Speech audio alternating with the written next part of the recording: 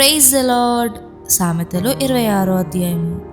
ఎండాకాలంనకు మంచు గిట్టదు, కోతకాలంనకు వర్షం గిట్టదు, అటువలే బుద్ధిహీనునికి ఘనత గిట్టదు.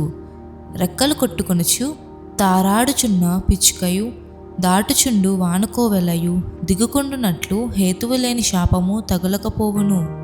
గుర్రమునకు చెబుకుగాడిదకు కళ్ళెము, మూర్ఖుల వీపునకు బెత్తము. వాని మూడత చెప్పున మూర్ఖునికి ప్రత్యుత్తరమిమ్ము. అలాగు చేయని ఎడల వాడు తన దృష్టికి తాను జ్ఞానిననుకొనును. మూర్ఖుని చేత వర్తమానము పంపువాడు కాలు తెగగొట్టుకొని విషము త్రాగిన వానితో సమానుడు. కుంటివాని కాళ్ళు పట్టులేకున్నట్లు మూర్ఖుల నోట సామెత పాటి లేకుండును. బుద్ధిహీనుని ఘనపరచువాడు వడిసెలలోని రాయి కదలకుండా కట్టువానితో సమానుడు. మూర్ఖుల నోట సామెత మత్తును గొను వాని చేతిలో ముళ్ళు గుచ్చుకొన్నట్లుండును. అధికముగా నొందినవాడు సమస్తము చేయవచ్చును. మూర్ఖుని వలన కలుగు లాభము నిలువదు. కూలికి వానిని పిలిచిన వాడును చెడిపోవును. తన మూఢతను మరల కనపరచు మూర్ఖుడు కక్కిన దానికి తిరుగు కుక్కతో సమానుడు. తన దృష్టికి జ్ఞానిననుకొనిన వానిని చూచితివా? వానిని గుణపరచుట కంటే మూర్ఖుని గుణపరచుట సులువు. సోమరి దారిలో సింహమున్నదనును, వీధిలో సింహమున్నదనును, ఉదక మీద తలుపు తిరుగును, తన పడక మీద సోమరి తిరుగును.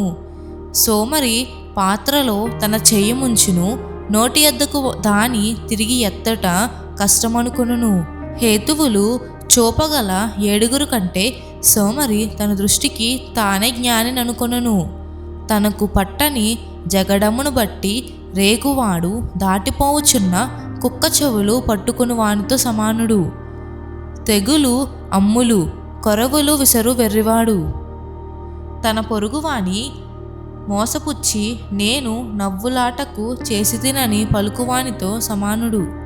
కట్టెలు లేని ఎడల అగ్ని ఆరిపోవును, కొండెగాడు లేని ఎడల జగడము చల్లారును.